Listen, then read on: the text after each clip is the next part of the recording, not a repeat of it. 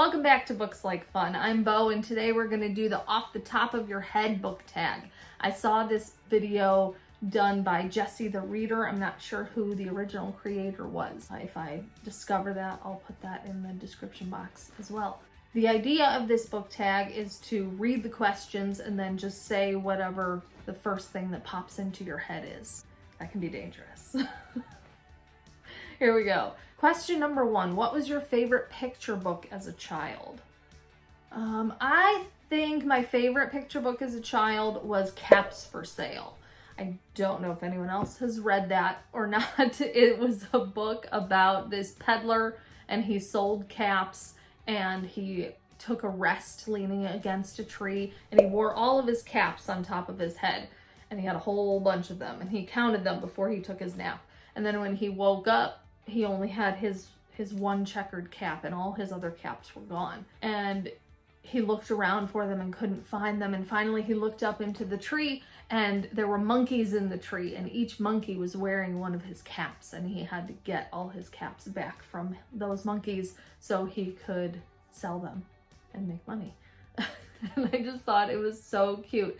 And there's a 2-page spread that's my favorite picture in the entire book, and it's of the tree with the monkeys all in the tree. It's a really awesome picture. They're looking down at the peddler from the tree. If you've ever read Caps for Sale, let me know down in the comments.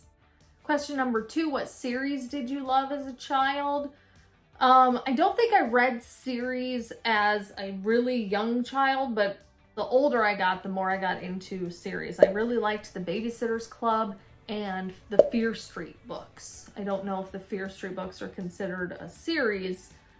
I don't remember if any of those characters show up in other books, but I really liked the Fear Street books. Question number 3, the worst book you read or tried to read. The Knife of Never Letting Go. I can't even describe that book. I have no clue what it was supposed to be about or where it was going. It feels like it was a bunch of running by the main characters. They were running away from somebody, and just as we got to maybe what could have been the climax, the book ended. And I have the other 2 books in the series, and I have not been able to bring myself to try and read those. It was the worst book that I tried to get through. If you had a different experience with this book, please let me know in the comments. I don't know if it was a me thing or what, but I could not get into that book. It was a slog, and I don't know if I'll ever finish the series. Question number 4, your favorite reading or book memory. And that has to be when my mom and my sister and I would sit on the couch and read together. We would have reading time. We would all grab whatever book we were currently reading and sit on the couch together and read for however long we wanted to read. And it was awesome. We weren't all reading the same books. We didn't even talk to each other during that time, but we sat with each other and read. And I think my mom did a really good job of instilling a culture of reading in our house. Thanks, Mom. Question number 5, a book you loved as a movie. There are so many books that were turned into movies that are fantastic, but I just finished reading Rita Hayworth and Shawshank Redemption and rewatched the movie, and it just reminded me of how amazing that book is and how amazing that movie is. It makes a great movie. It's one of my favorites. Question number 6, a book that you wish they would turn into a movie. I just finished listening to the audiobook version of The Women by Kristen Hanna, and that book needs to be made into a movie. It's amazing. It's a historical fiction about the Vietnam War and focuses on the nurses that were in the Vietnam War, and the descriptions in that book are just so fantastic. It has to be turned into a movie. It has to. As I was editing, I realized I skipped a question. Question number 7, a book character you would like as a friend. And I think I would want Elphaba from Wicked as a friend. She seems like she would have been a really cool person, and I don't think she got a fair chance. I think everybody else in that book pushed her towards being wicked, and I don't think she would have been if they were just her friends to begin with. Number 8, a place you would want to visit because of a book you read. Like I said before, I just finished reading Rita Hayworth and Shawshank Redemption, and I really want to visit the Mansfield Reformatory, which is where the Shawshank Redemption was filmed. And I grew up in Ohio, which is where the Mansfield Reformatory is, and I'm surprised at myself that I have not visited it yet. That's really hard to say.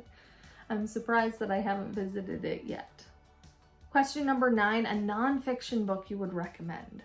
I have a lot of nonfiction books that I still need to read. Like Mama Cusses. I still need to read this one. This is probably going to be the next nonfiction book that I read. I watch her videos, so it's probably amazing. Once I read it, I will let you know if I recommend it, probably, because I'm sure it's great. Other than that, books that I have read, I have a lot of writing books behind me. Save the Cat Writes a Novel is pretty good, so I would recommend that one. There's a lot of other nonfiction writing type books that I have that I would recommend. They all are useful in different ways. Question number 10, if you could hang out with an author all day, who would it be and why? I'm gonna pick 2 authors for this one, Stephen King and Neil Gaiman. Stephen King, because I read his book on writing and I've seen some interviews with him, and I really just want to pick his brain. I remember him saying that he sits down to write and he'll stay there until he finishes whatever his goal is, whether it's a word count or a page count, 6 pages or whatever it is.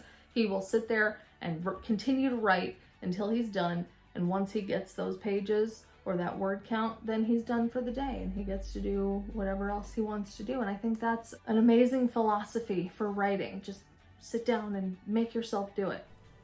And Neil Gaiman, because of a very similar reason. I saw an interview with Neil Gaiman, and he talked about going out to his garden with his notebook and writing, and he gave himself permission not to write, but he couldn't do anything else. He couldn't scroll on his phone. He couldn't look stuff up on the computer or anything else. He couldn't read.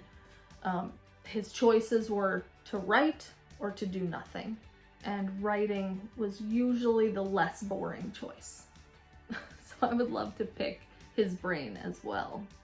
That was a fun tag. If you haven't done this tag yet, please do it. I'm still new to this whole YouTube thing, so I don't have anyone specific that I would like to tag. But if you haven't done it yet, please do that and let me know. Thanks for watching my off the top of your head book tag. If you're interested in other videos that I've created, click the videos that show up on the screen. See you next time. Bye.